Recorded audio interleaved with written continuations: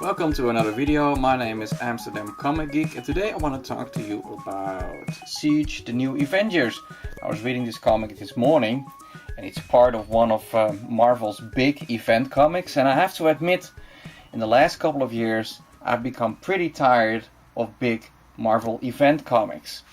Why? Well, because you have to read a lot of trades to get the whole story. This one is written by Brian Michael Bendis, and the one I read was New Avengers, so that's only part of the story, because Siege, but this is the main story. It's part of the times when Norman Osborn was the big bad who took over basically America's security. So it's after Civil War, and a lot of superheroes are still outlaws, like the Avengers. And part of this story is that Captain America comes back from the dead. Steve Rogers comes back from the dead. But I want to talk about issues 61 and 62. Most of it is penciled by Stuart Immonen, but a couple of pages are drawn by Daniel Acuña. And by the way, Daniel Acuña, if I pronounce his name correctly, is also the artist that made the poster for the Dutch Comic Con in Utrecht that is taking place at the end of March 23rd and 24th. But maybe if by the time you see this vlog, it's already passed. But he made this great looking poster. But he also did a couple of pages in the Avengers comic I just mentioned. And it's a scene between Jessica Drew and Spider-Man, and later on they're going to be attacked by the Griffin and the Mandrill, and it has a very nice painterly quality. Look at this, they're sitting on the wall, it's like stake out, and I really liked the painterly quality and the way the characters look and were colored.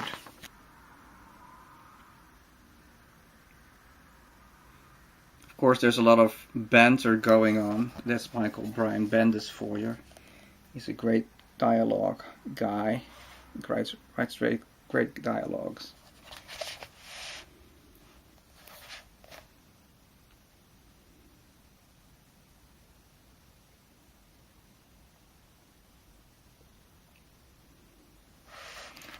Now let's move on with the scene. It's a bit of contrast with the rest of the comic, which was by Stuart Immonen, as you can see. It's different line works and different coloring altogether. This is still Stuart Immonen's work. And here we move back to Daniel Acuña. I don't know why they chose to do it this way, but maybe it was a deadline thing. So this is the Griffin, this guy, and this is the Mandrill. And apparently he has some kind of superpowers in which he can manipulate women. Here they attack the guys. This is a great panel, by the way, as well. And like I said, it has a painterly quality about it. A bit like Alex Ross, I suppose, but still the line work is still inked, so it is more a comic booky than the paintings that Alex Ross is doing. But I thought it looked wonderful, absolutely wonderful. Now look at this, there's a lot of action going on.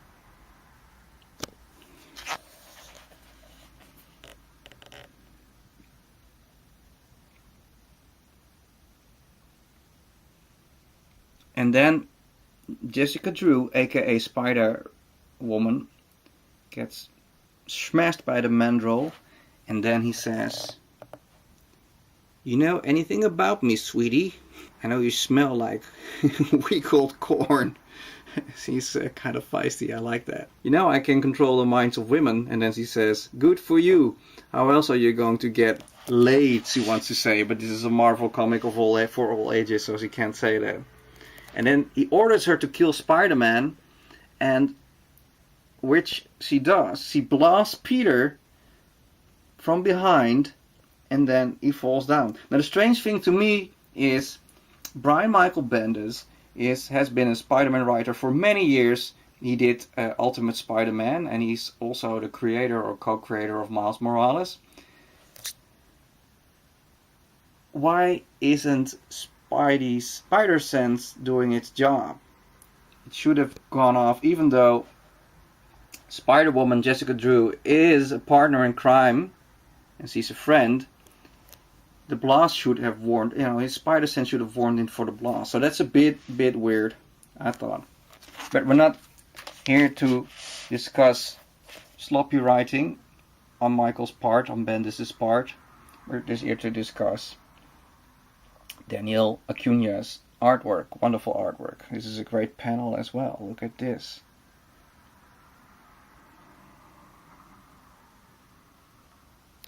I really, like I said, somehow the costume really comes out greatly. Spider-Woman's costume, you can see that over here as well.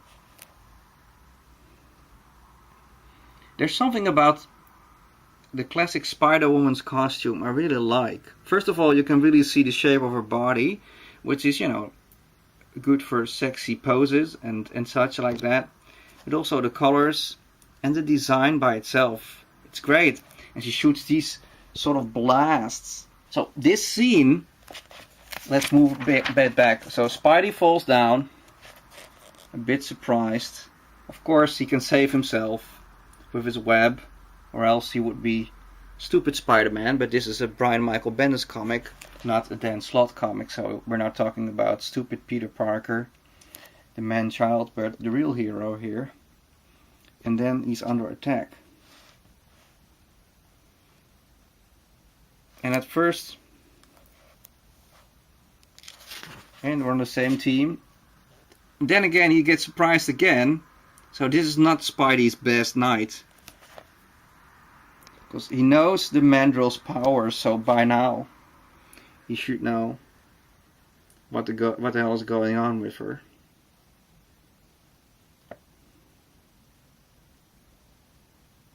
Did she snap? She shoots again. And this time he's able to avoid the blast. And then we get this panel as shown before. It's really great art. I'm not sure if he colors the pages himself, or that the regular guy who did the other pages is responsible for the coloring, but it looks good.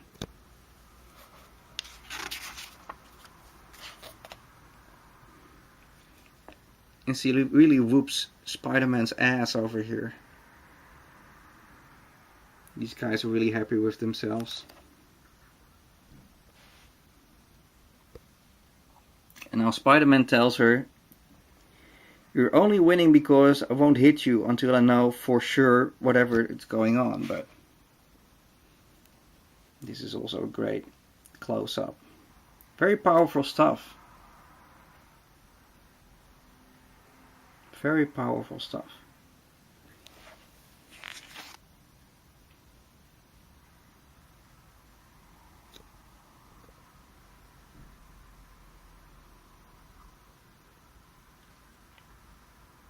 Spider-Woman versus Spider-Man.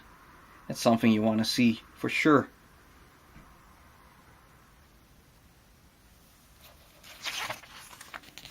I also like this one. It's like the beginning of the scene when they're sitting on the wall. Great background painting and the shade of their bodies projected on the wall.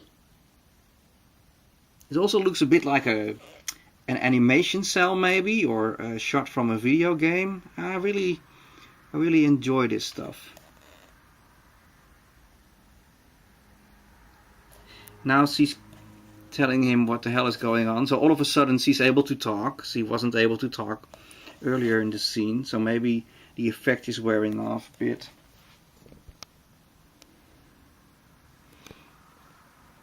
And I like the coloring of the way they painted the blasts and such.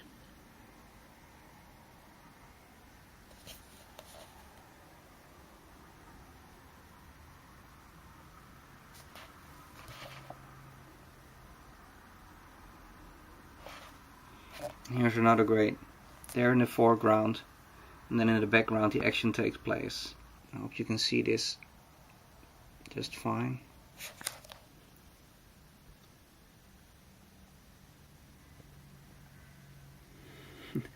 These characters, they're really ugly buggers, aren't they?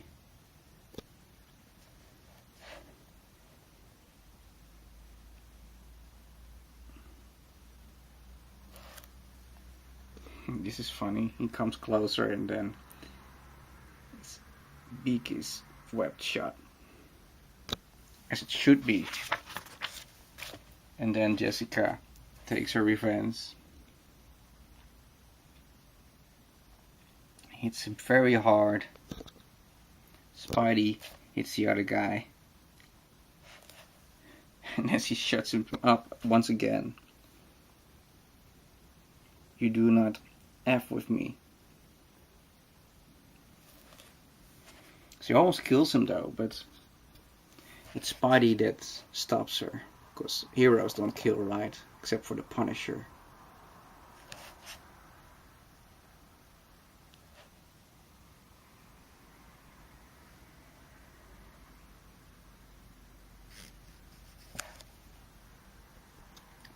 Like I said, the costume looks great. It's a great design. Probably the original Spider-Woman was just created out of copyright, so they didn't want the competition to come with a Spider-Woman. It's the same reason why the She-Hulk was created. And yet, after seeing this sequence of events, I'm really feeling compelled to check out those old Spider-Woman comics. I saw a couple of recent ones at the comic book store in which she was pregnant, but I want to check out the original Spider-Woman comic first. And I'm not talking Spider-Girl, because that's another variant of the Spider-Woman idea, and it was pretty good actually, by Tom DeFalco and Ron French. I read a couple of those, and Spider-Girl is the daughter of Peter Parker and MJ in those stories. But this is Jessica Drew. I think she became or was a detective in San Francisco back in the day, or that's what her origin story is about, if I remember correctly. Let's move back to that one panel, this pose, and in which you can see the costume very well. Anyway, I was reading a comic and I came across this sequence, and I just felt like sharing that with you guys, because Daniel Acuña is doing great work here and the coloring is great. Let me check who did the coloring. Well, Stuart Demonen, Barrett Crowbadger is the inker, and Dave McCagg is the colorist. But then it says the artist on the Spider-Man, Spider-Woman pages is Daniel Acuña. So I don't know if he did the coloring himself.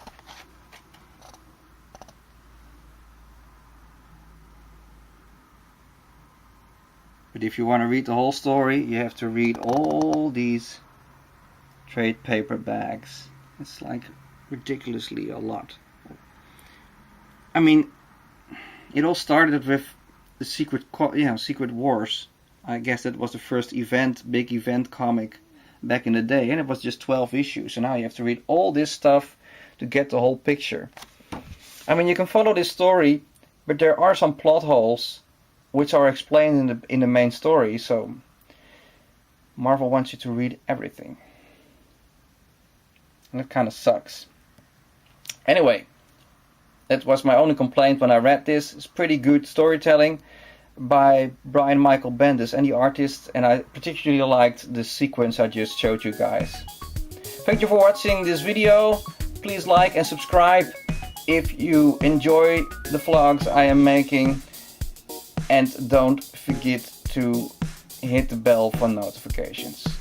Alright, I'll see you guys at the next one. Cheers.